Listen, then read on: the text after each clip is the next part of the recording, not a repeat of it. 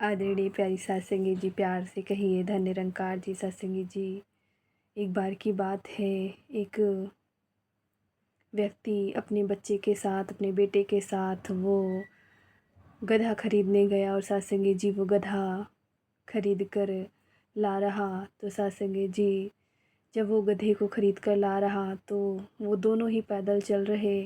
और फिर जो गांव वाले देख रहे उसको तो फिर कह रहे हैं कि देखो तो गधा लिए है फिर भी पैदल जा रहा है, ये नहीं कि बैठ जाए उस पर और फिर वो सवारी कर ले। तो सत्संगी जी आगे से वो पिता बेटे को कहता है कि अच्छा ठीक है, आप इस पर सवार हो जाओ। और फिर वो पिता पैदल चलता और पुत्र बैठ कर चलता। तो सत्संगी जी आगे बढ़ते तो वहाँ पर गांव में एक और व्यक्ति मिलता। फिर वो कहता कि देखो तो कितना निर्लज्ज बालक है कि एक बूढ़ा पिता पैदल चल रहा और बालक ऊपर बैठा है। तो सत्संगी जी आगे से वो फिर बालक उतर जाता वहाँ पर उस गधे से और फिर पिता को बिठा देता।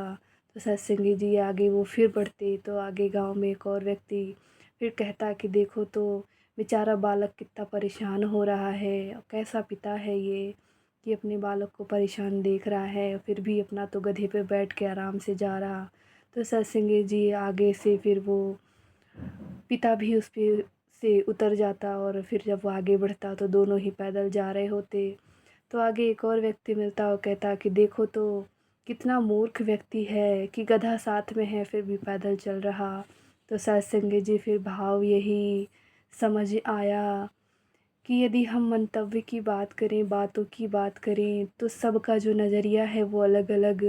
तो सत्संगी जी हमें अपना नज़रिया ठीक रखने की आवश्यकता है कि हमारा नज़रिया कैसा है, क्योंकि यदि हम दूसरों के नज़रिए से अपना जीवन चलाएंगे तो शायद वो जीवन जीना आसान ही ना रह जाए, सहज ही ना रह जाए, जीवन इतना कठिन हो जाए कि जीना असंभव सा लगे। तो सत्संगी जी हमें अपने नज़रिए को, अपने आईने को साफ रखना है।